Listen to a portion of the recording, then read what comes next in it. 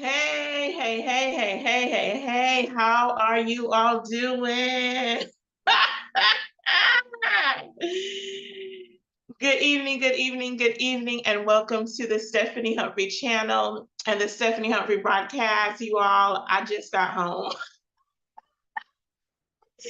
I just got home. I actually pulled up in my driveway at like 6:32. Got myself out of the car in the trunk, rushed in the house, needed to go to the lavatory, get my life together. And so I'm late and I apologize, but I am here. I had an after work gathering or event, I'll say event. And I hadn't planned to go. I wasn't gonna go. I was like, Thursday I'm doing part 2 of the Harris versus Trump. And I was like, I gotta get home. And then when I got there, as the day progressed, I really felt like I needed to be there. And so I was like, well, let me go. It started at 5:30. I got there about 5:15 to see how I could help. And then I stayed about 5 minutes longer than probably I should have, but I just wanted to be there to engage with the families and just to be a support for the event that happened at one of my schools tonight. So that's why I'm late, y'all. I wasn't lollygagging. I was I was working. And so I'm here and I feel I feel good. I feel a little, I don't feel rushed, but I do feel like I'm trying to get all of my technology ready so that I can progress with the show. And so you all bear with me as I'm asking you, how are you doing? How are you feeling mentally? How are you feeling spiritually? How are you feeling emotionally? How are you feeling socially? How are you doing emotionally, mentally, socially, spiritually, and physically? Make sure I hit them all. Yeah, I'm feeling pretty good. I am. I'm feeling pretty good tonight. I am feeling like I need to, like, my adrenaline is high right now because I was rushing in the house, rushing trying to just get stuff together. Had I known I was going to be at the event, I would have had everything set up prior to me going to work today, but I just didn't know. And so I actually had to get everything set up 6:30, between 6:32 and the time I got on. I had to get everything set up and ready to go. And so, hey, but I feel all right. Yeah, I feel all right. Who is that? I'm blessed. Oh, Erica Campbell. Blessed. Yes, I'm blessed. I'm blessed. Yes, I'm blessed. No copyright infringement intended. That's an Erica Campbell song. It's not mine. But I'm feeling pretty good. I am just going to get the last of my technology set up, and you all let me know how you're doing in the chat. Let me know how you're doing in the rebroadcast if you're listening later. I should have my glasses on, but I do not have them on as I'm punching in all these letters and things.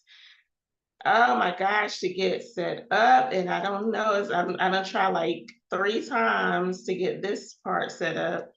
And I don't know what's going on. Okay, there we go. There we go. All right, y'all, let me grab my glasses so we can go ahead and get started. I'm gonna take a sip of my water because I haven't had any water as I was talking to um, the families tonight and talking to the staff members that were there. I haven't had any water, so I'm about to get some right now. Thank y'all for joining me. Thank y'all for bearing with me. I appreciate each and every one of you. Look, go ahead and hit the like button while you're waiting for me to get my life together over here. Go ahead and hit the like button. Go ahead and let me know how you're doing in the chat. Good evening, Mom. Hey, she said she's doing fine, fine, fine, fine. I know that's right. And so let me go ahead and grab my water without spilling it. I got my Afro Pop socks on today. Y'all, I'm so excited to have my Afro Pop socks on. I don't even know what to do. Sometimes I'll wear like one of my big African American Afghans and some tights because it's big enough for me to cover everything that I think should be covered when I'm wearing tights. That's just me, Minister Stephanie, just Stephanie. And so when I do that, I put my Afro Pop socks on top of my tights. And I know people be looking at me like I'm crazy, but I'm like, I don't want my Afro Pop socks to be covered. I want everybody to see them. And I guess I've been thinking about them because I've been wearing them, got them on today. And then I've been thinking about my Black-owned businesses that I purchased from in February. And I think I'm going to do some, I don't know if I'll do it through this means, but through my social media means, I think I'll give everybody an update. Like, nobody knows I've been using these products except for you all, because you all were here with me in February when I did the unboxing of all the products that I use. But I'm thinking about giving an update to, well, the Afro Pop socks, they sock, so they're good. They've held up wash after wash after wash, but the other products I've been thinking about giving an update, like I got some hair care and some, my Kobe's lip balm, and then I have my Donna's recipe hair, got my Afro Pop socks. I know I said it for like the fifth time because I love my Afro Pop socks, like for real, for real. And what else did I get? Oh, the lip bar. I love the lip bar. Been talking about the lip bar to everybody. And I can't think of, I got my Yale Organics. And so I got that. So anyway, I've been thinking about doing an update.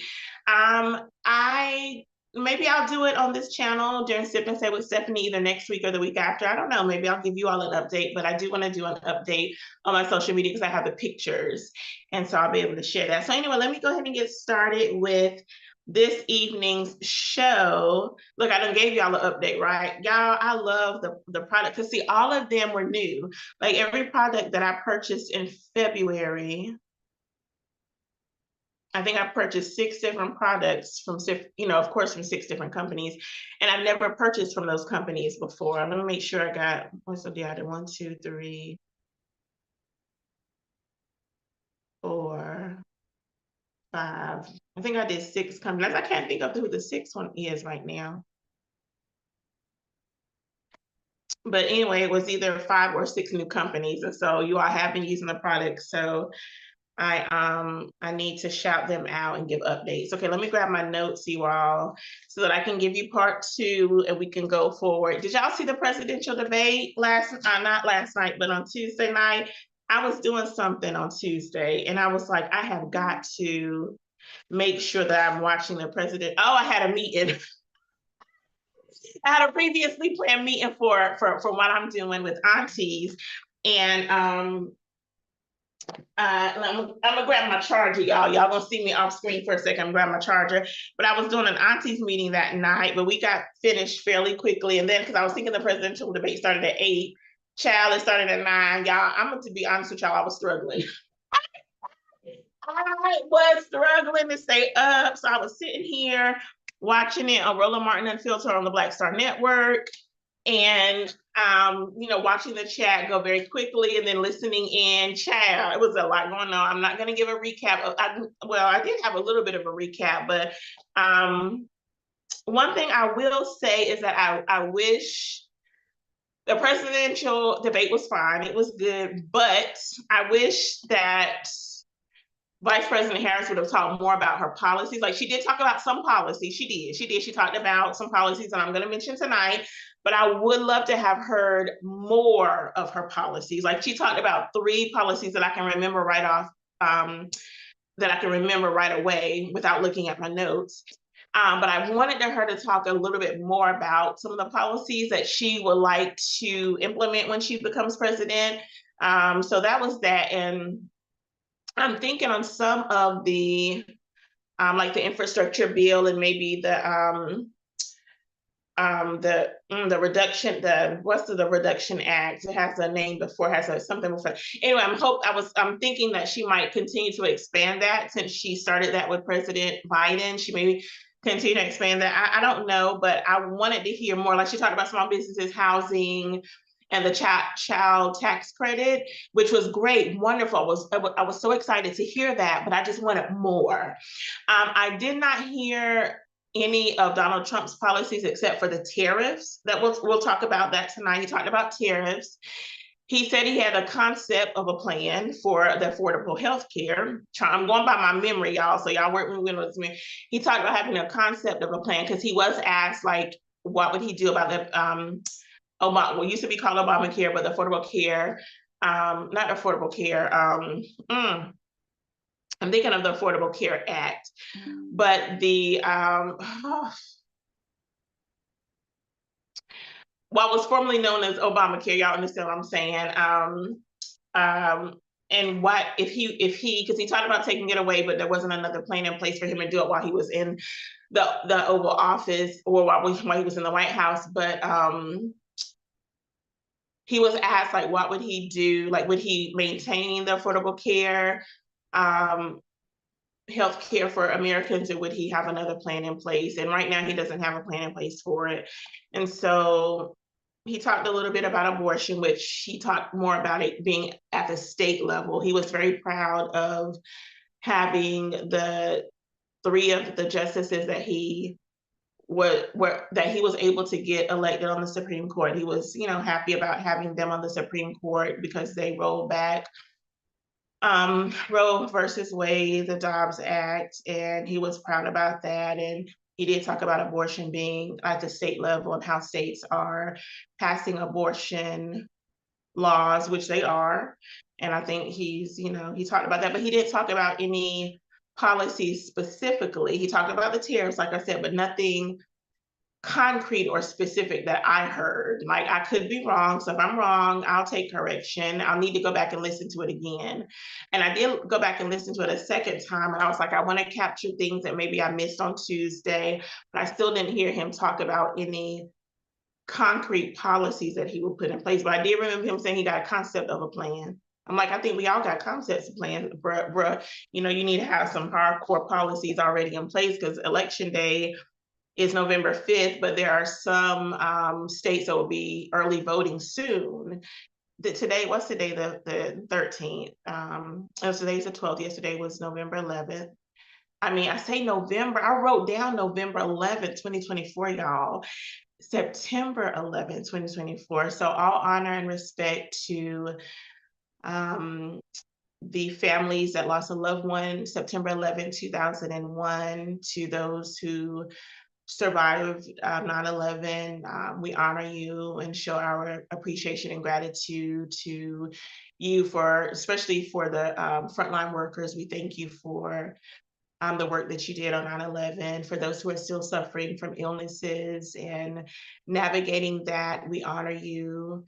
And I can't even begin to imagine the pain you might be going through, but I'm thankful that you're still here so that you can share memories with your family and your loved ones. And, so just honor, respect to everybody who's still with us. First responders, any other, community workers, helpers, citizens that helped rescue people and just navigate through 9/11. We remember, your sacrifices and your dedication and your service on that day, and comfort and peace to those who lost a loved one during 9/11. I will probably always remember where I was on 9/11. I was actually in my apartment sitting on the couch. Well, let me backtrack. I didn't see what happened until after I got back home from work, actually. I got up, I guess I didn't watch the news. I had to be to work maybe at 11 or 12, somewhere, 1. I don't even know what time I had to be to work. But I remember after I got to work, things were really quiet. And I was like, y'all, what's going on? It was like you hadn't heard. And they told me about what happened. And I was like, so it had to have been after 12. I can't remember what time the first plane hit the first tower. But I remember we gathered around and we prayed. There was like maybe 1 or 2 customers. It was a Christian bookstore. It was like either 1 or 2 customers in there, and they actually joined us in prayer. We circled up in front of the store. We prayed, and we ended up closing the store early. Our manager was there. So we ended up closing the store early and went home, and that's when I saw it, sitting on my white couch in my living room. And I was like, I sat there. It was just difficult to watch and see. And so I can't even imagine for those who actually experienced it, like for those who are actually there. So just honor and respect to for everybody affected directly, and I guess indirectly, by 9/11, because I know we felt it around the country, the pain and devastation that happened on that day. And yeah, yep. All right, so y'all, it's been what, 23 years? Yeah, 23 years. I remember clearly, yeah, I guess I won't share that, but yeah, so yeah. All right, y'all. So let me get into this hair because y'all here for the Harris and Trump. Okay, so let me get into it. So I'm gonna finish up the information that I started with last week. I think I only have like 3 things to share from the information that I didn't share last week. And then I have just a few things that may help us better understand the plan that Harris has shared, and she shared some of those things on Tuesday night, and then just a few things from Donald Trump as well. You all know it doesn't matter to me who you vote for as long as you vote. Just get registered and vote your conviction. As I said last week, I'm going to say it again right now. I'm going to say it again at the end of the broadcast. Do your research on all the candidates that are running in every race that we're voting on this November and doing the early voting. You know, of course, we know the presidential race is happening, your local elections, state elections, U.S. representatives, U.S. senators. Like, notice who is running for each race. Do your history, research them out, see who would make the best candidate for what you value, for your community, for your family, for your local community, for your state. And so just make an informed decision. That's all I'm saying. Let's do some research. You can even fact check me if y'all want to. I'm okay with that. So let's all be informed so that we can make intelligent decisions when we go to vote, early voting or on November 5th. Okay, so let's get into it. I did ask you all if you watch a presidential debate, or if you watch the rebroadcast, go ahead and drop it in the chat, or you can add it to the rebroadcast later. It's all good. So as far as, so we already got, I might have duplicate because I got my tax plan. And so I'm talking about the taxes. Hold on, because I might get duplicate. We're going to talk about that. We're going to talk about housing. I think I mentioned a little bit of housing last week, and we're going to talk about it. Talk about,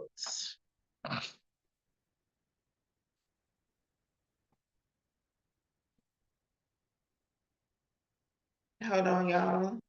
Okay, I see what I got. Okay, so I'm not going to talk about that because it's on my other sheet because I don't want to do any duplicates. We talked about abortion last week. The Affordable Care Act, yes. Did we talk about that one last week? I don't think we did, so I'm going to mention it. So Vice President Kamala Harris,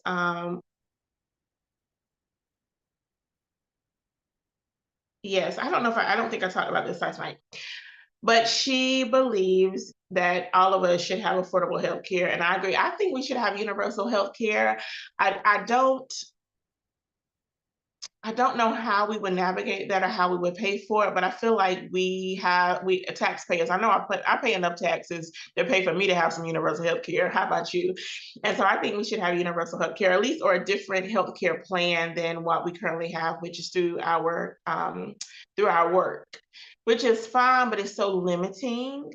It's limiting. So anywho, Vice President Harris said that she will fight for a future where we can all afford health care. Because you all know a lot of frontline workers, a lot of low-wage workers don't have the means, like they don't make enough money to afford the health care that is offered through their work. And then some of them work part-time, and so they don't qualify to get health care. And so I am thankful for the Affordable Care Act because it does provide low cost. I think I did talk about this last night, so I'll be brief.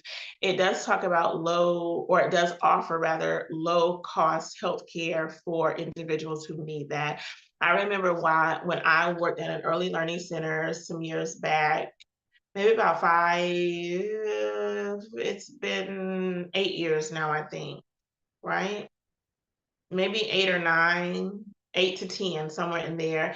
And so we actually got my health care through the Affordable Care Act. So I went to, I don't know if it's called a marketplace, but to me it was a marketplace, and I was able to shop for the plans and the health care that were best for me and those that were affordable for me. And it was very much affordable. I think it's less than what I pay now with the state health plan that I have, which I don't pay a lot for that, but the Affordable Care Act allowed me to pay even less for health care.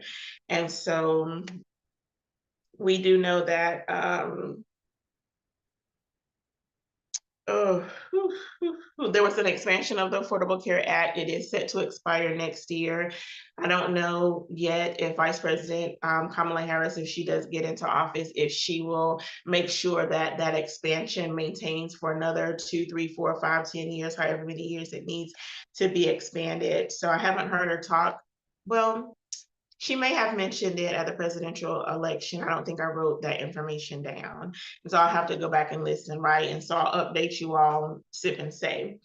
And so that's the subsidies or the expansion of the Affordable Care Act with the subsidies, it expires. It doesn't say what date or what month in 2025, but it does expire. Something that President Biden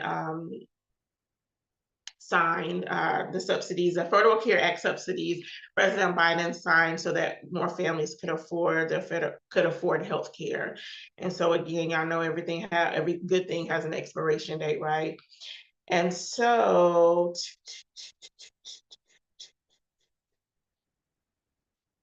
I do remember Vice President Harris mentioning she is in agreement with private insurance. I need to do some more research about how private insurance works because I'm so used to getting my insurance from a company, which is the state, because I'm an educator and have been so for 20 plus years. And so that's what I'm used to. So private pay or private insurance will probably be, if it's affordable, it would probably be good because you can maintain that insurance whether you're working or not.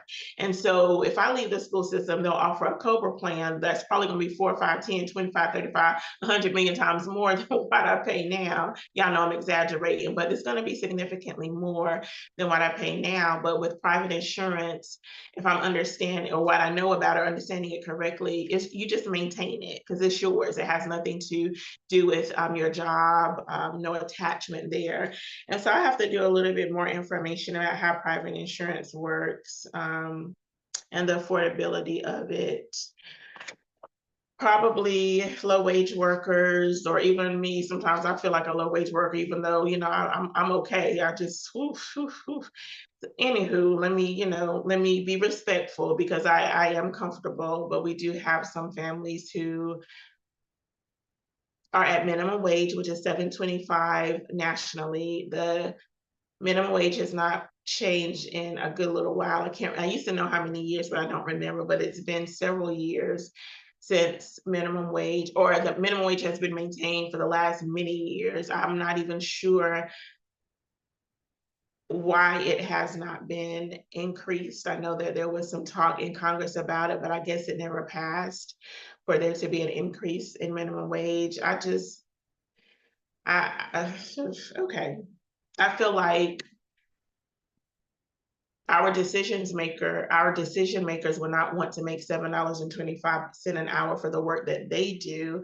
So why is that okay for them or okay to them that other Americans make that much or make that little is what it is. And so anywho, everybody needs health care.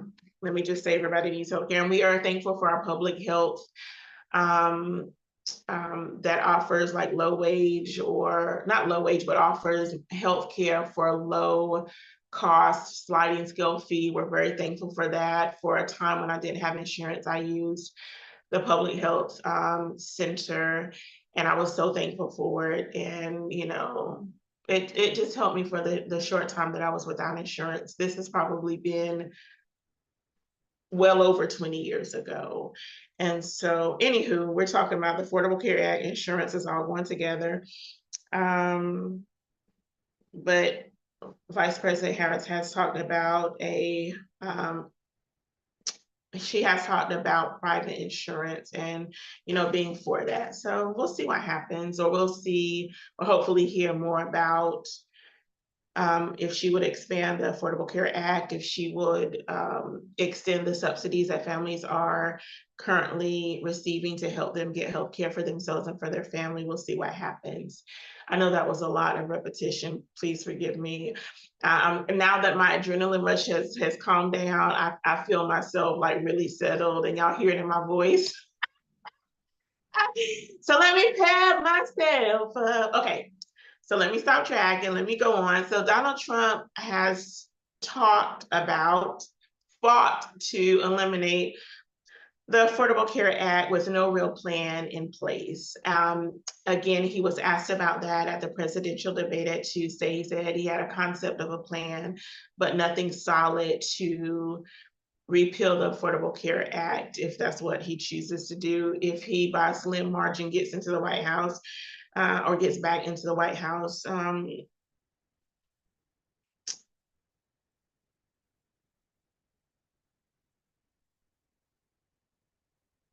All right. It is noted that he said he doesn't want to terminate the Affordable Care Act. He just wants to improve it. But again, we haven't heard about a plan about how he would improve it or change it or update it or whatever the case may be.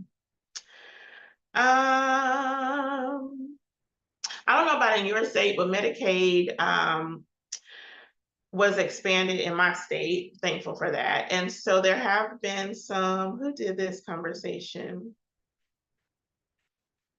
I'm not quite sure who, so I won't share that information. Okay, let me keep pushing. I don't want to talk about that because I don't think I have enough information to talk about that. Okay, so let me talk about immigration. So you all know that we've had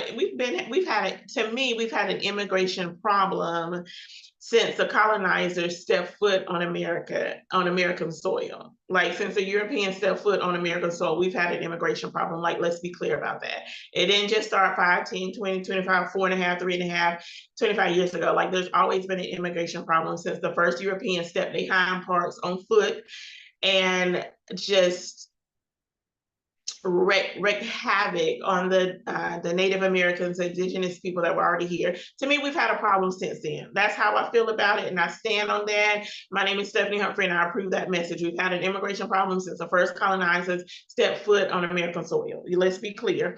But we'll talk about present day, because that's been centuries ago. We'll talk about present day. So y'all, let me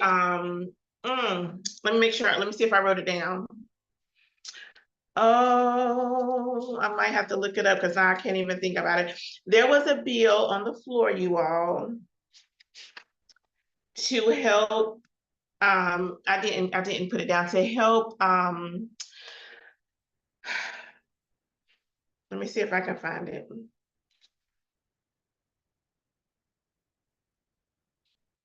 Okay, I don't have it. I don't have it. Or do I have it? Hold on, let me look.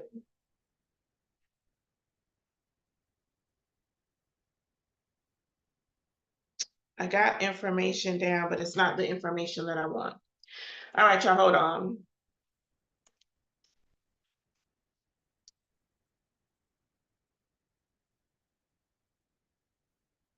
And I looked right at it. Hold on, y'all. Because I cannot think of the name of it now. The Border Act. Just that simple, right? So the Border Act would have helped Homeland Security, thank you, Lord, would have helped Homeland Security deal with some of the immigrants who are crossing at the border. But Republicans, not one, voted for that act to pass. They did it just so they could say now that President Biden and Vice President Harris has done nothing about the border. Did y'all hear what I said? Republicans did not vote for this Border Act just so they can now say, or been saying, that President Joe Biden and Vice President Kamala Harris has done nothing to address the crisis that's at the border. Don't that sound stupid, y'all? That they had an opportunity to sign this border act. It's HR 164. HR 164. Look it up for yourselves, y'all. They have the opportunity to provide the authority and some monies to help Homeland Security not close the border, but more specifically deal with immigration, or not immigration, but more specifically deal with immigrants that are crossing at the border, but they chose not to sign it. And so it's ridiculous that they would go against something that would help, but then say that the help never came. But Republicans voted against the help, the Border Act.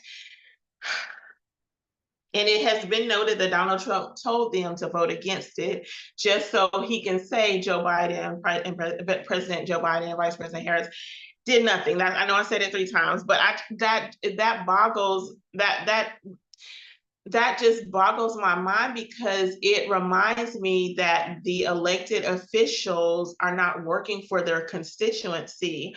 They're not working for the Americans who voted them into office, as well as for the American people as a whole, but they're working for a dictator.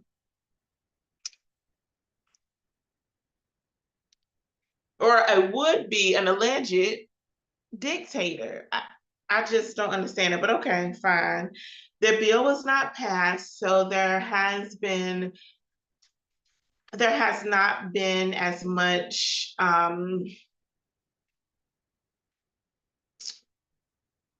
support. I'll use the word support to help navigate immigrants crossing the border, because they've been coming, y'all. They've been coming, they've been crossing, they've been coming. Not a lot of authority, some authority there, but again, more authority would have been given at Homeland Security to deal with that, as well as some resources to deal with it. So that's where we are. And we know that when Donald Trump was in office, he wanted a wall built to protect the border. And that didn't happen on the large scale that he said it was going to happen, or that he wanted it to happen. And so we have immigrants crossing the border for a better life here in America. But Trump does promise, quote unquote, promise to deal with the border crisis when, or if, I should say, if he becomes president. I don't believe he will, but if he becomes president, he has promised to deal with the border crisis. I don't know specifically how he's going to do it. He didn't talk much about the wall on Tuesday night that I can remember. And so I don't know what his plan is if he should become president on November 5th. So maybe he'll talk more about it at his upcoming rallies or events. I really don't know. Vice President Kamala Harris, I don't remember any of her policies currently about navigate. Well, let me backtrack. She has talked about immigration, so I think I have some notes on that on my other sheet.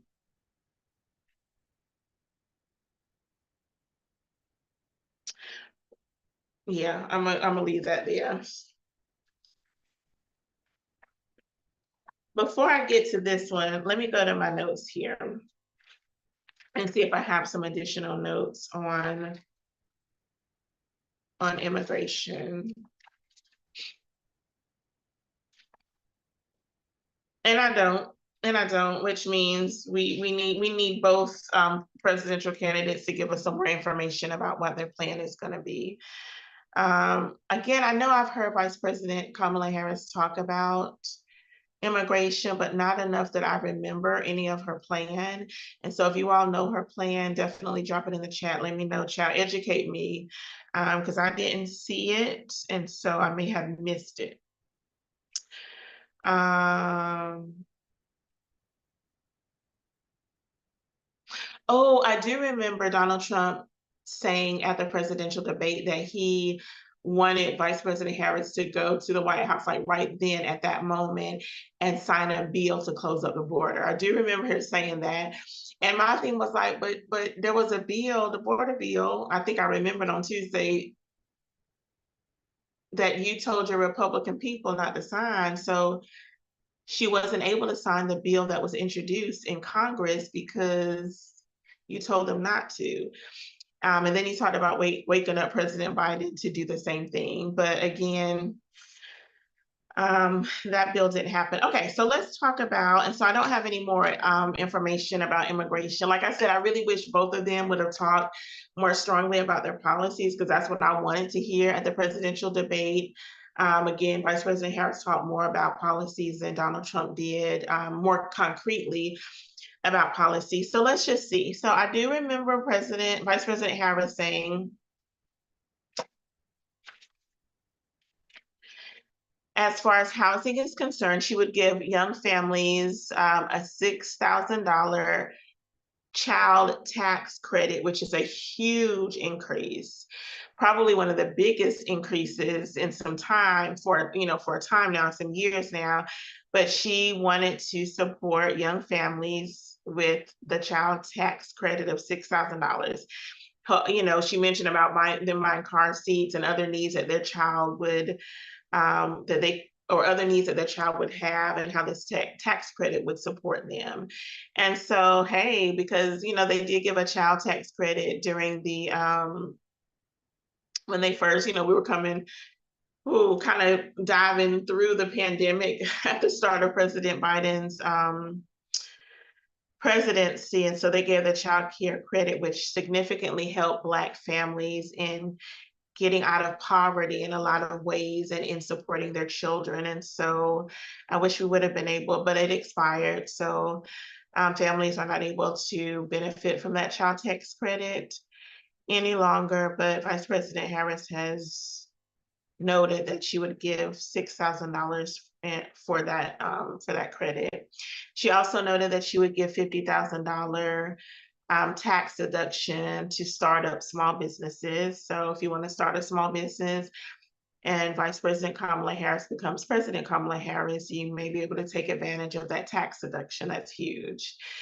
She also noted she would give a $20,000 down payment for first-time home buyers. Now, Vice President noted these three policies in particular under the heading, the opportunity economy, not employment, but the opportunity economy is what she said. And then she talked about the child tax credit, the small businesses, $2,000 down payment. I don't know how this would get done. Like I didn't hear Vice President Harris say how it would get done. And so I'll have to do some research on that to see if there is a how to the plan, a how to the plan. As far as housing is concerned, Vice President Harris mentioned increasing by 3 million homes. I think she was talking about affordable homes during this particular time, but she talked about an increase of 3 million homes by the end of her first year. I'm thinking that $20,000 down payment would help support an increase of home buyers within her first year, or at the end of her first year is what she said. Again, I'm still not sure, how it's going to get done.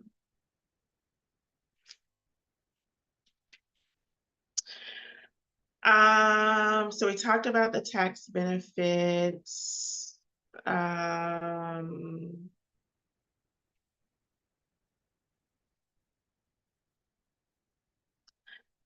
as we're looking, or as we continue to talk about Vice President Harris's plan, it is noted through the Penn-Wharton budget model that under her tax plan, 95% of Americans would see lower taxes and higher earnings would pay more taxes, all right? So the top 1% or the top 0.1% would pay about $167,000 more in taxes, okay? That's huge. That's huge. And maybe that's how she would fund some of the programs that she talked about on Tuesday night, potentially. I don't know, but potentially. And it is noted that Vice President Harris wants to eliminate the federal taxes on tips. And it's also noted that we talked about the small businesses. Yeah, we talked about the small businesses. And so we talked about the $6,000 tax credit. And so Vice President Harris has also suggested a return to the $3,600,000 child tax credit. I don't know if or eligibility thresholds have not been released for her plan as it relates to the $6,000 or the $36,000. So I'm not quite sure if you meet a certain eligibility, or not eligibility, but a certain financial requirement, then you get the $3,600, or if you meet, another bracket of income, you get the $6,000. It's unclear what those eligibility thresholds would be. And so we'll just have to wait and see. Hopefully we'll hear about them prior to November. Hopefully we'll hear about them soon because people are early voting. And just know that our Senate Republicans, they did block a bill that would increase the child tax care. I said child tax care. The child tax credit. So they blocked a bill that would, or blocked legislation that would increase the child tax credit. And I do remember that happening. So as far as taxes are concerned, because I know taxes are very important to a lot of us, Donald Trump said that he would extend the tax cuts that he enacted in 2017, which reduced taxes for most Americans. But if you look at the research, it showed that it benefited top earners more than it benefited anybody else. I do know that under Donald Trump's presidency, I pay taxes. Like I owed taxes under his presidency. And so I'm thankful that, all was well, it didn't break the bank, but I did owe taxes under his presidency. So I am a witness that it hit me hard, and the top earners, they benefited the most from that, because I know I didn't. I did not benefit. Okay. I don't know about you. Did y'all benefit? Maybe, y'all benefited from it. If you did, praise God. If you didn't, hopefully we don't have to navigate that again.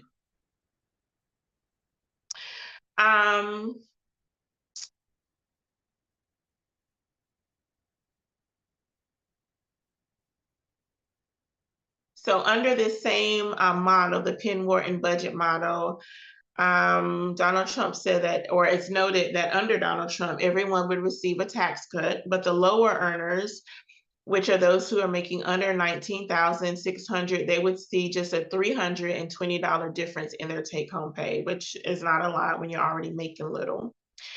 Under Vice President Harris's, using the same model, the same Penn-Wharton budget model, for individuals in the same income bracket, the 19,600, they would receive $2,000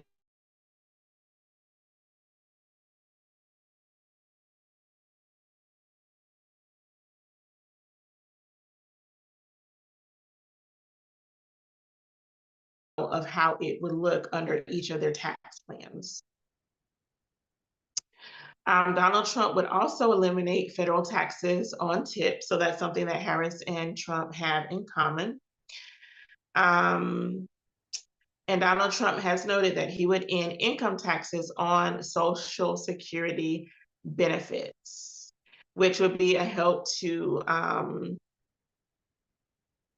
which would help middle and upper middle income seniors the most. Okay, so it wouldn't too much touch the lower class or the lower income workers. It would help more of the middle and upper class or middle and upper income seniors. So that may not be a good plan, but it's there. Okay. We did talk about the tariffs. So let me go back to the tariffs, because I did have some numbers on the tariffs.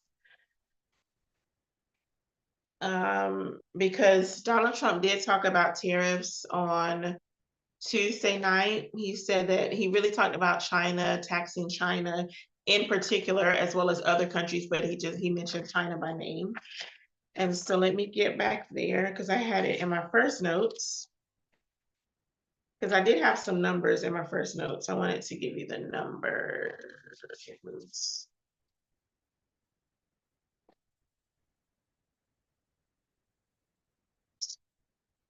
I got too many notes.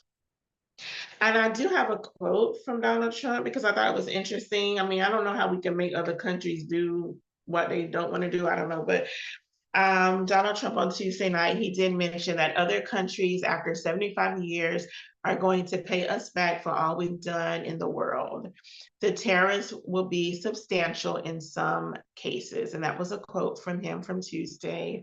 And like I said, he did mention China the tariffs from China, which happened under his presidency and was maintained. It has been maintained under President Biden's presidency as well. So let me see. I thought I had some numbers. Oh, yeah, I do. So Donald Trump has proposed a 10% tariff across all imported goods. He also noted that it could be about 60% and maybe more than that on imports of China and on imports of goods from China. And so that's huge. I mean, 60% or more than that, that's a lot. To me, it would drive up prices for us if that did happen, if, Donald Trump did become president and he instituted some tariffs at 60% or more, that would, I don't know. I don't think that will work out very well, but that's what he said. So y'all just continue to do your research and follow what he's doing. I just don't think that would be good for the American people. I get what he's saying about making people pay for imports, but those prices, I think that's going to drive prices up for the consumer. And so I can't say that that's going to be good all around. Y'all have some thoughts about it? Maybe I'm wrong, child. If I'm wrong, I'm okay. But I don't think that's going to be good for the American people. All right, y'all. Hey, Akadana, how are you doing? Okay, so let me keep going. I need to be more strategic about writing my notes down because sometimes I just have stuff all over the place. I'm not, normally not this disorganized, but I am a bit tonight, and I'm okay. It's gonna be okay. So I got his tax plan. I got Donald Trump's tax plan. I have Vice President Harris's tax plan, but hopefully we'll hear some more from both of them as time goes on. Let's talk about, we talked about taxes, talked about the child tax credit. And so let's talk a little bit about inflation, you all. Do I want to talk about this? I don't know. Let's talk a little bit about it, I guess. Let me get to Donald Trump's plan as well, because I don't want to miss what he's shared. All right. So, I already talked about what Donald Trump, so for him to address inflation, he talked about the tariffs. I already got him. And for Vice President Harris, she has talked about like the lowering prescription drugs, which her and Vice President, or her and President Biden were able to do, as far as capping insulin at $35 for seniors, and seniors not paying over $2,000 for their medication. Inflation is now at about 2.9% according to the data that I have, but prices have risen about 21% since the beginning of the pandemic. So we are still feeling some of the effects from the pandemic on the food, gas, everything that we're navigating through. Of course, gas has been high for a good little while now. I do remember Donald Trump talking about on Tuesday night about how people are not able to afford like cereal and bacon and eggs. And I was like, well, I don't eat bacon anymore, but I can still afford eggs, thankfully. I don't eat cereal, so, but I understood what he was saying about, folks, it's difficult. It's hard for families, y'all, out here trying to feed your family, and prices are high. Like, you're trying to figure out, look, we're going to eat meat tonight, or is this going to be a vegetable night? Like, it's difficult for a lot of lower wage workers, and even for some middle income families, it may be difficult for them depending on their family size, because if they have multiple children, if they have their parents or other family members living with them, and you only have maybe one or two in the home, like providing for the home, it can be very, very difficult, feeding your family and trying to navigate the bills and health insurance. It can be a lot for families. So I understood what he was trying to say, but we're at a 2.9% right now. I know President Biden and Vice President Harris is trying to address. We did have the Inflation Reduction Act, so we had some some support there. You all know that there have been Kroger in particular, and probably other companies, but Kroger actually admitted to price gouging. Oh, Jesus, like, why would you just take advantage of people? But I recognize we're in a capitalistic society, so if folks can get more money out of other folks, they're gonna get it. And so there have been some price gouging. I did not see how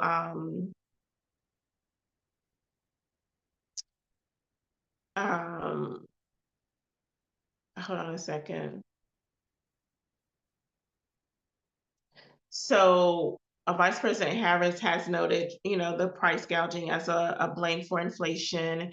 She did note that she will take on corporations with the first federal law against price gouging, which would be amazing. I'm not quite sure how that's going to work because we don't have any additional information about what that would look like. And so just sharing the information with you. We talked about medicine.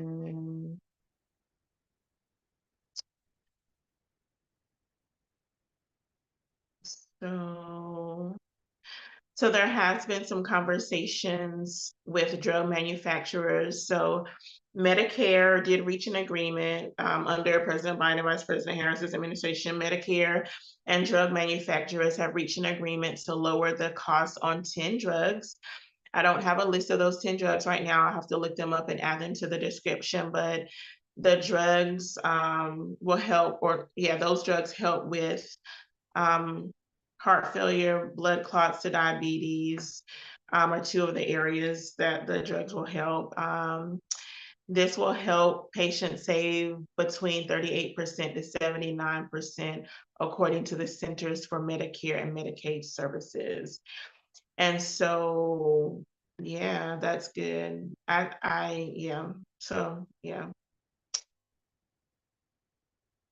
So that was part of the Inflation Reduction Act, you all, that conversation or that negotiating having to happen under the Inflation Reduction Act. So we're glad about that because medications, especially if you're taking multiple medications, can be expensive.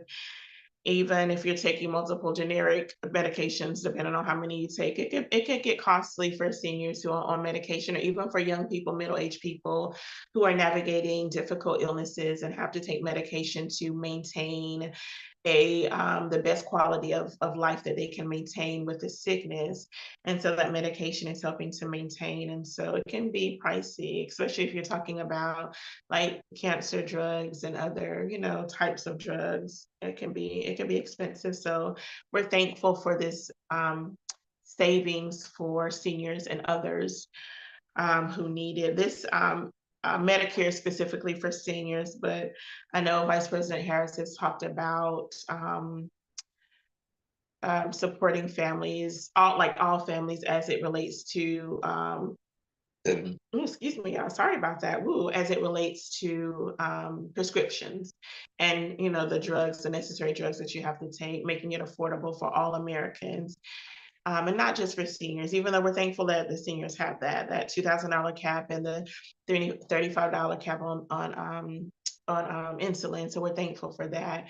But she has noted that she wants to make medication, prescription, those areas affordable for all Americans. Again, I'm not quite sure how, but I know it's been noted that's one thing that she would like to do. And it might be that an extension of the Inflation Reduction Act. So it may be an aspect of that, her continuing that work that her and President Biden began. And again, with the tariffs, we're not sure how Donald Trump would,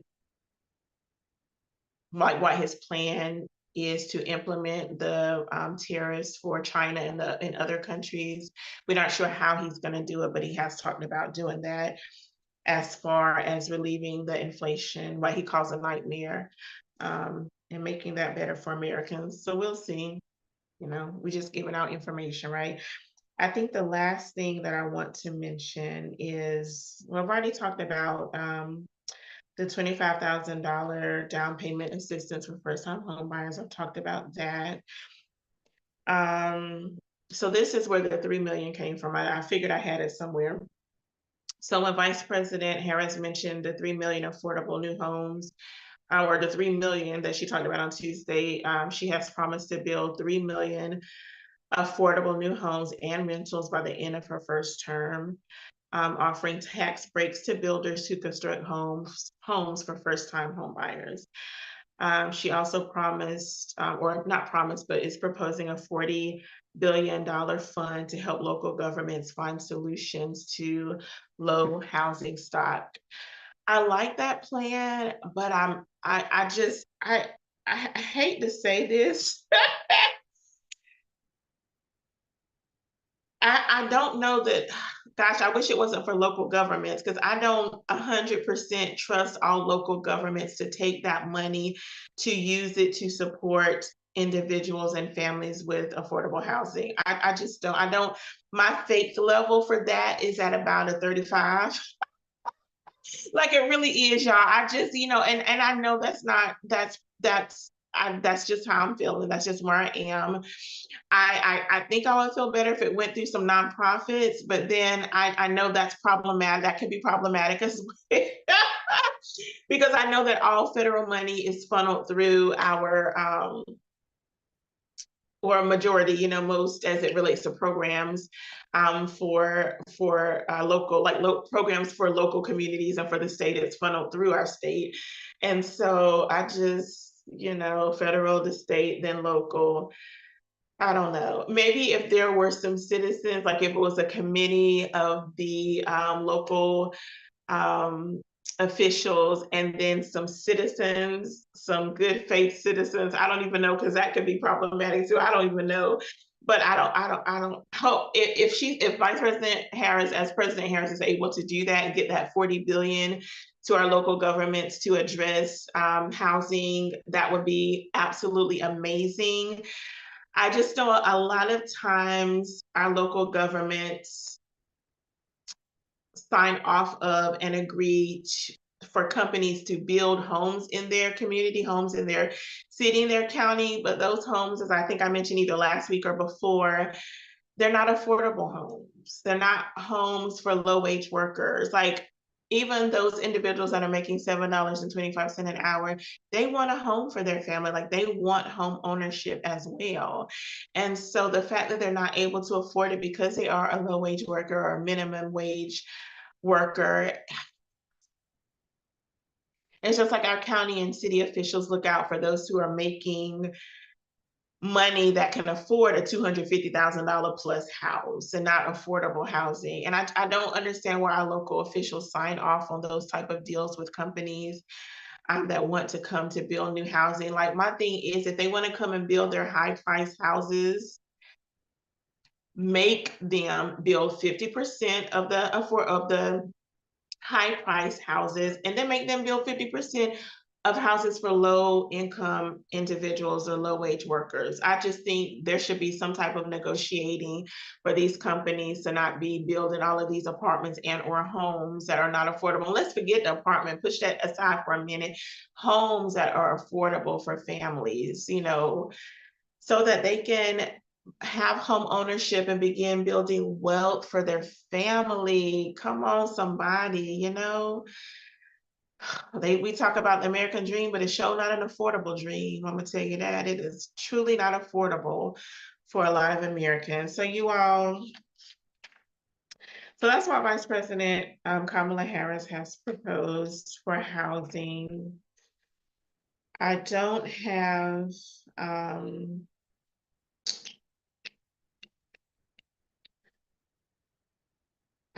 have anything that President or that former President Trump would be proposing. So I'm sorry about that, you all, that I don't have that information. But if I find it, I will add it to the description, or at least add the link where you can find it. Let me see if I have it in these notes.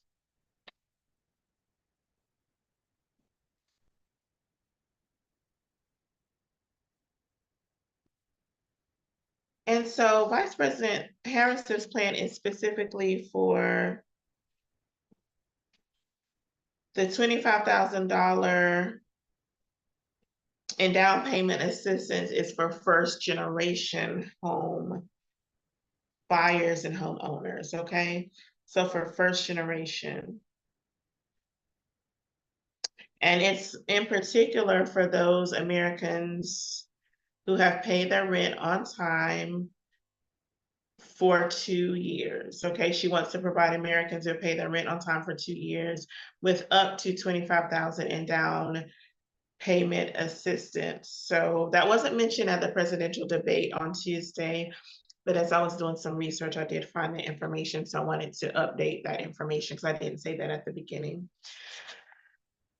And then our last issue I'm going to talk about is LGBTQ rights. Excuse me if I didn't get the acronym correctly. We'll just say transgender rights to make sure that I get everybody in there. I am looking to see if I wrote down some notes about Donald Trump's plan for housing. Okay, so I do have some information about it. So one of Donald Trump's officials said that Trump would lower housing costs by encouraging the construction of new housing on the periphery of cities and suburban areas where land is cheapest. It's also noted by his campaign official that he would cancel the anti-suburban housing regulation. Let me see. Yeah. In 2020, which Donald Trump may have changed his mind by now, but in 2020, Donald Trump spoke out against affordable housing in suburban areas. And to my interpretation is keep the black folk out of the white folk neighborhood. That's my interpretation, but I digress. It is noted that he said, and I quote, he would prevent, and then this is a quote, a dystopia vision of building low-income housing units next to your suburban house. So I guess he's gonna keep all the suburban people safe, sound like all the white people safe. I'm just interpreting what's being said. This is just Stephanie's interpretation. So that's what he has said about affordable housing. Now, this was in 2020. It's possible he has changed his tune. I can't say yay or nay. I'm just sharing the information. You can do the research for yourself so that you can have 2024 accurate information. I don't remember Donald Trump saying anything about housing on Tuesday. If he did, I missed it and I apologize. I'll have to go back and listen to it. And if he did say something about it, I'll mention it during Sip and Say with Stephanie. So that's that, y'all. Last thing I'm going to talk about, it is 7:43. Have I really been talking this long? Okay, last thing I'm going to mention is transgender rights. Okay, so let me get my acronyms right. The LGBTQ, I think I has been added as well. And so we all know that Vice President Harris is a supporter of transgender rights. When she was district attorney, she prosecuted violence against LGBTQ people as hate crimes. We do know that she did marry a transgender company, but couple. I can't remember what year that was, but I do know that she did marry a transgender couple. Under the Biden-Harris administration, they have expanded Title IX protections to include transgender individuals.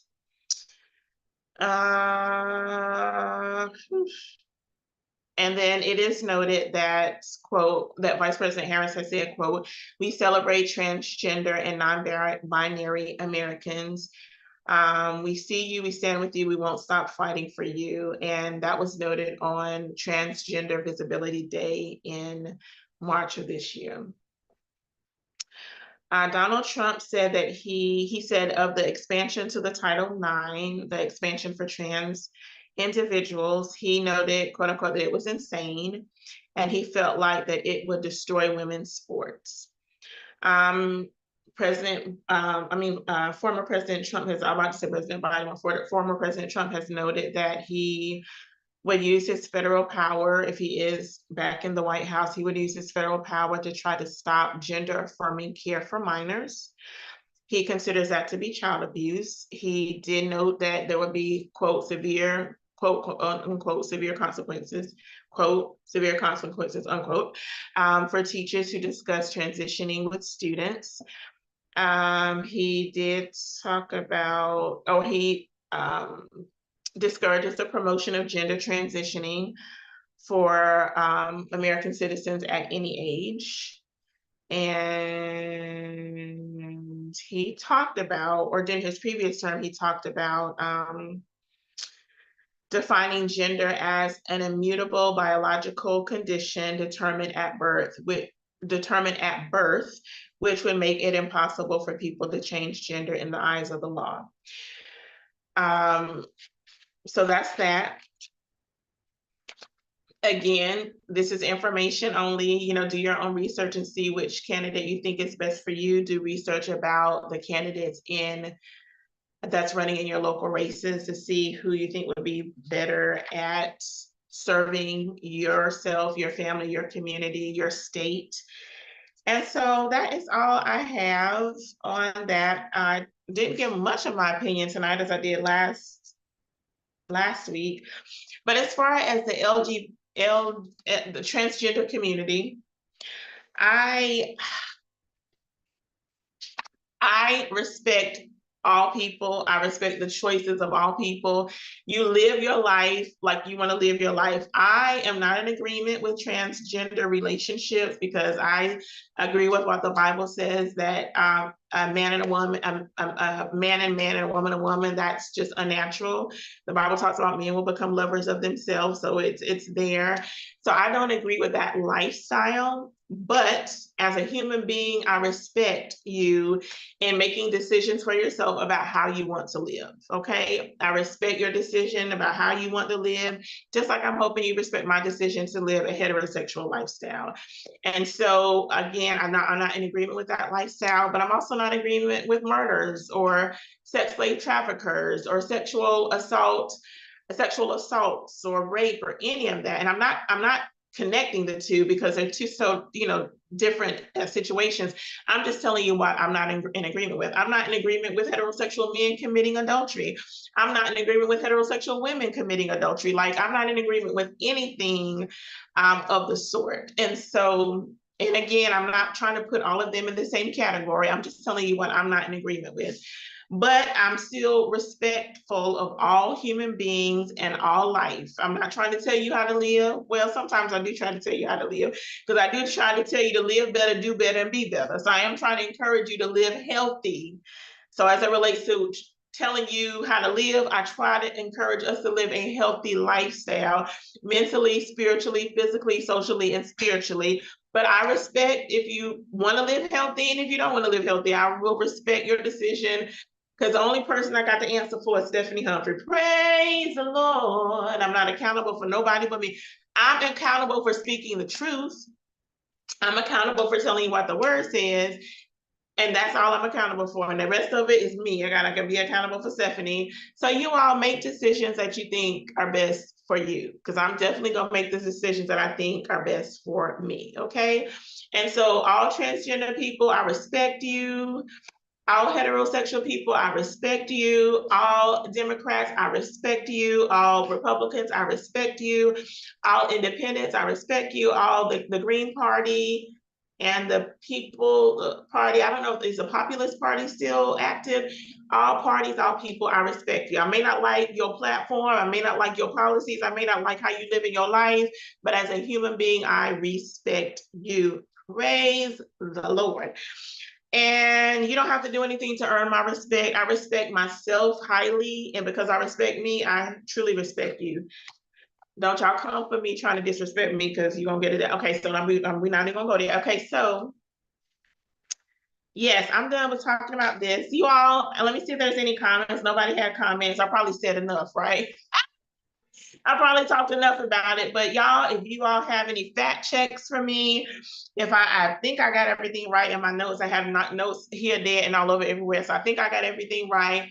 If I didn't, you all add it to the description, not add it to the description, but add it to the comment section. I don't mind being corrected. And then when I listen to this again and see if I need to be corrected, I'll add it to the chat myself, right? And so add it to the chat if I missed anything that you heard during the presidential debate that I missed tonight, definitely add it in, or if any corrections need to be made. Yeah, so I'm gonna say it for the second time tonight. Do your research on the candidates that are running in all of the races that are happening during this election cycle. Do your research, get the information that you need to make an informed decision about who you want to vote for. Who do you trust to run your local government? Who do you trust to run the state? What judges do you trust to sit on the bench to make decisions about what is happening in the community, criminal activity, interpretation of the laws? Like, who do you trust? We talked about trust and faith last week. So who do you trust to lead your local community? Who do you trust to lead your state? Who do you trust to lead Congress? Who do you trust to lead at 1600 Pennsylvania Avenue? Who do you trust? Do your research, make an informed decision. That's all I have to say about that. If you are not registered to vote, get your fingers a working, or go to your DMV or your local state board of elections, or your local state board of elections. Get registered to vote and get your hind parts out to the voting poll during early voting or on November 5th. Yes, I did say your hind parts. I'm talking to the young people, the middle-aged people, and the senior people. I respectfully say to the seniors, get your hind parts out to the polling place. To the young people, I respectfully say it, but I'm just going to tell you, get your hind parts out. Everybody get to the polling place. If you're voting absentee, make sure that you get your absentee ballot so that you can vote that way and get that mailed in or dropped off, however you're choosing to do that. I guess depending on if drop-off locations are still, available in your community. If you're not registered, get registered and then get your hind parts out and vote. This election cycle is crucial, you all. Every election is crucial, but this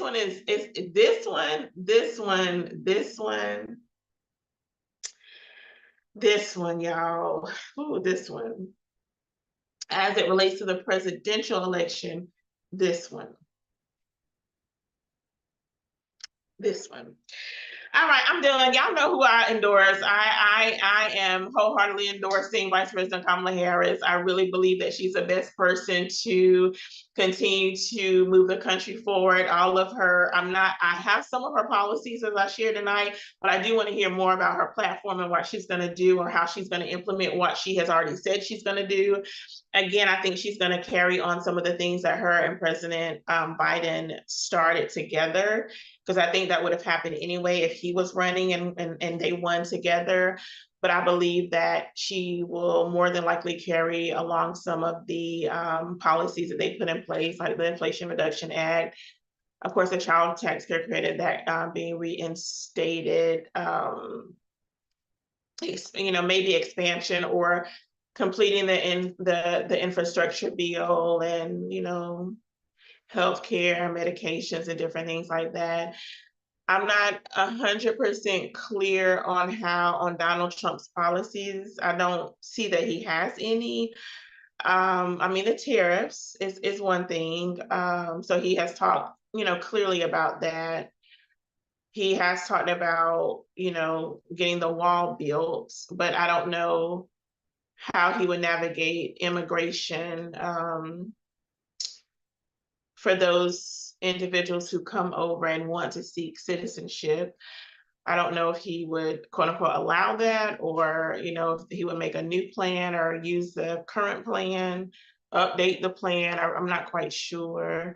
So I just don't think what I've heard from him is going to be enough to carry our country forward.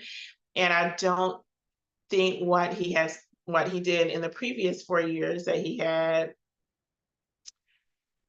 I don't see where another 4 years of a presidency under Trump would be a benefit to the American people as a whole. When I think of the history of both candidates, I just feel like Vice President Harris will carry us forward and further, better than former President Donald Trump would. If y'all have some information from me to give me a different perspective, I'll receive that. Thank you for joining me tonight. I appreciate that. I want to share that Be Free Ministries, we are not hosting, but we are sponsoring my nonprofit Aunties Against Abuse. We do have one of our community conversations coming up at the end of the month, September 28th at 10 a.m. We'll be talking to young ladies about their health and well-being. If you have a young lady 5 to 18, ages 5 to 18, we would love to have them. Go to auntiesagainst.abuse.org website, click wellness events, you'll see all of the information there. Our symposium is coming up October 12th and the 19th. We may end up doing just one of those dates. I'll let you know next week. But those health and but the symposium is happening then. It's a series of learning sessions for the young ladies to learn about being intentional about enhancing and improving their personal well-being. Some of the sessions are my mental health matters, my what to do with all these emotions, lean into it yoga session, mindfulness practices, hair and skin care, navigating bullying, building healthy relationships. That's going to be a good one. Come on, young people, build some healthy relationships. And some other sessions that I can't even think of right now. And so you are more than welcome to join us. All of the events are absolutely free. And the young ladies will receive a wellness bag after the symposium. We will get wellness bags to all of the young ladies filled with products that us girls use, as well as other personal care products like, shampoo, conditioners, soaps, and lotions, just different things that we use to stay healthy as people, because we all need soap, conditioner, shampoo, deodorant, stuff, but also things ladies use to maintain. Taking care of our body is another session, making sure that we keep our bodies clean and our hygiene is good. We're going to talk about with the menstruation cycle with the older, young ladies, just to make sure that, we're navigating that in a healthy way and in a hygiene, a good way, hygiene good. I don't know, just taking care of our bodies. We'll just leave that there. Y'all understand. So that's another session that we're going to be hosting. So it's just going to be a good time. So if you know of a young lady, your daughter, your niece, your cousin, your sister, grandchildren, like let their parents know, their legal guardians know, their foster care family know that we are hosting these health and wellness events. They're absolutely free. All of them are virtual.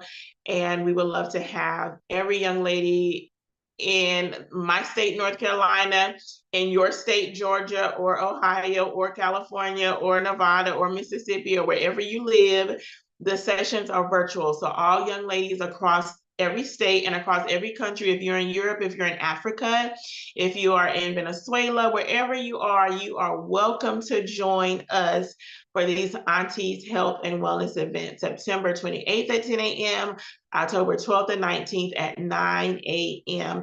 If we do change the symposium date, not change it, but narrow it down to just one instead of two, we will update that on our website, okay? So the information will be there, and I'll let you know next Wednesday, or next Thursday rather, if the Lord blesses me to live to see it. Again, Be Free Ministries is a proud sponsor of these events. We encourage you to become a sponsor. Sponsorship information is on the website under sponsors. So if you want to give to help support the ladies, us buying these wellness items for them, feel free to go ahead and donate.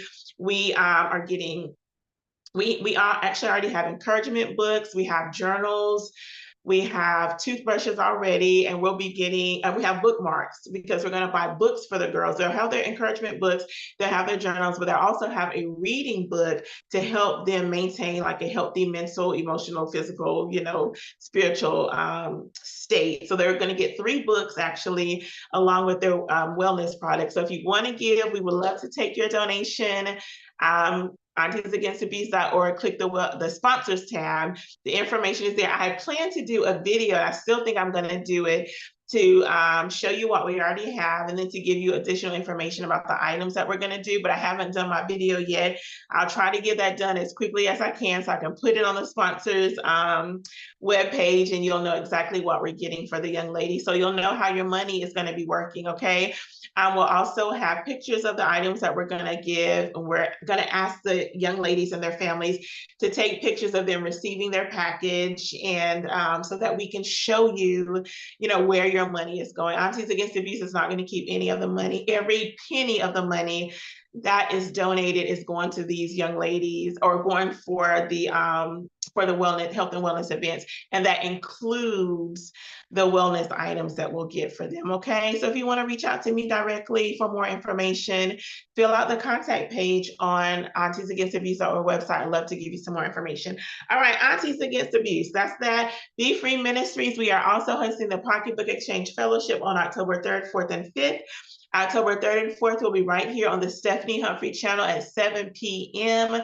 I will be bringing forth the word on Thursday. My mom, Sister Brenda Humphrey, who is a visionary for the Pocketbook Exchange, she will be bringing the word on Friday night. Our theme is on the move, on the move, we're on the move. On the move, on the move, we're on the move. So that I just came up with that right then. But I did ask the Lord to give me a song for the Pocketbook Exchange. So that might be it, or it might be something else, but I did ask the Lord to give me a song. I haven't received the song yet, except for what I'm just saying to you right spare of the moment. So we'll see what happens once October 3rd and 4th and 5th hit. The 5th is our Saturday. So everybody is invited to join us right here on the Stephanie Humphrey channel on the 3rd and the 4th at 7 p.m. Everybody is welcome. On Saturday, it's a ladies only Saturday sessions. Our themes are moving to the side, recognizing it's not about you. Moving forward, maximizing assets and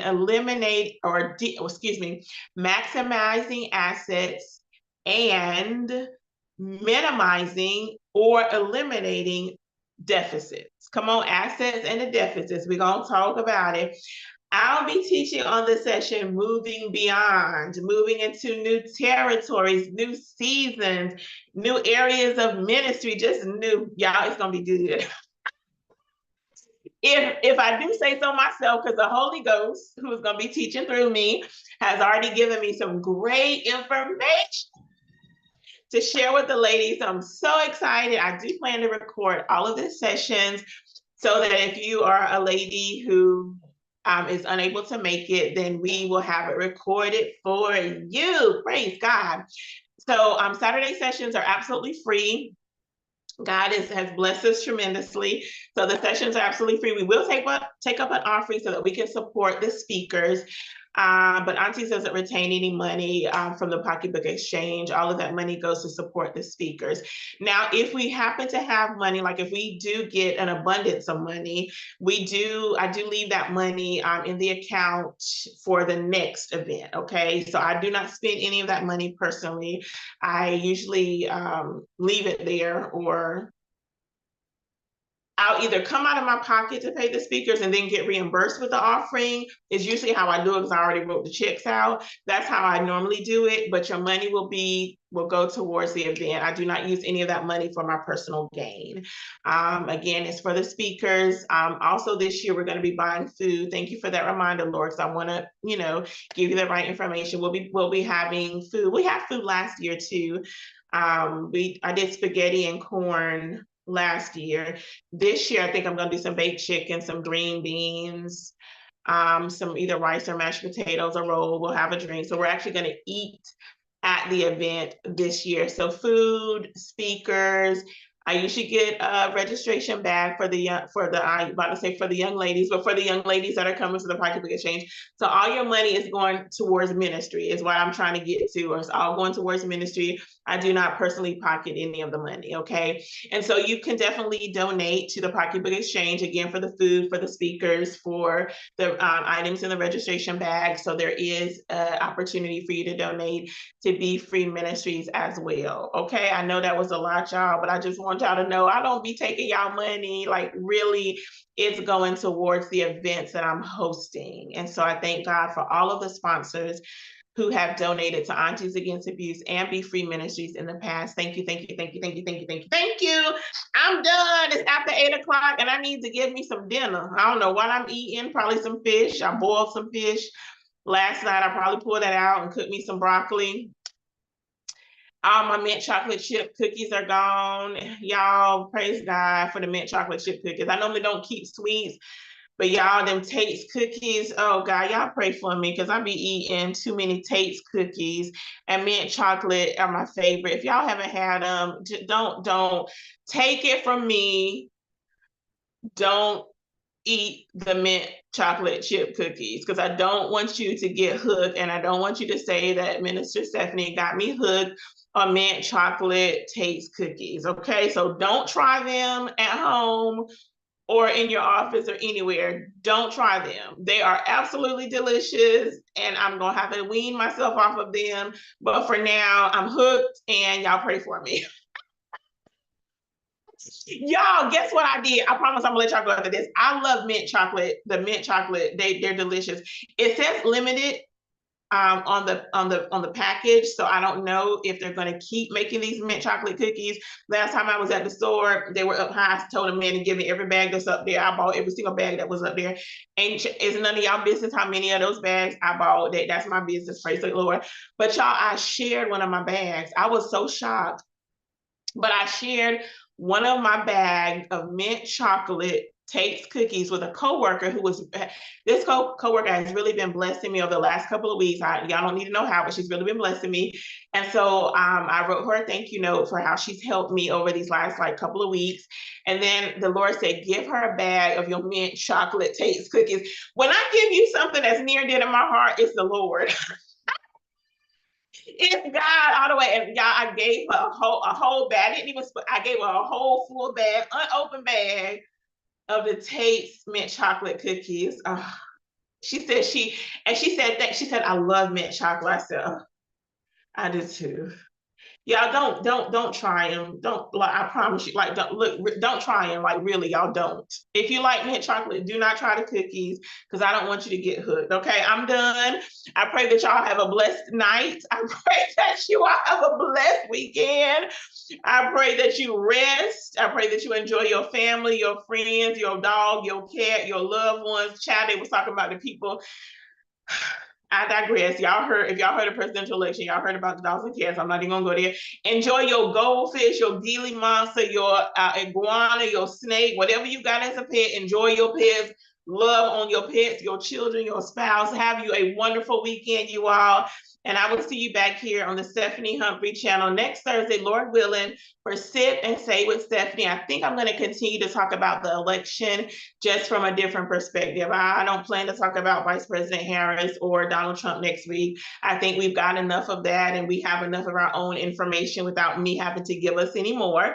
But I do think I'll just talk about elections. I'm thinking about talking about the Electoral College and some things surrounding voting next week. So we'll see.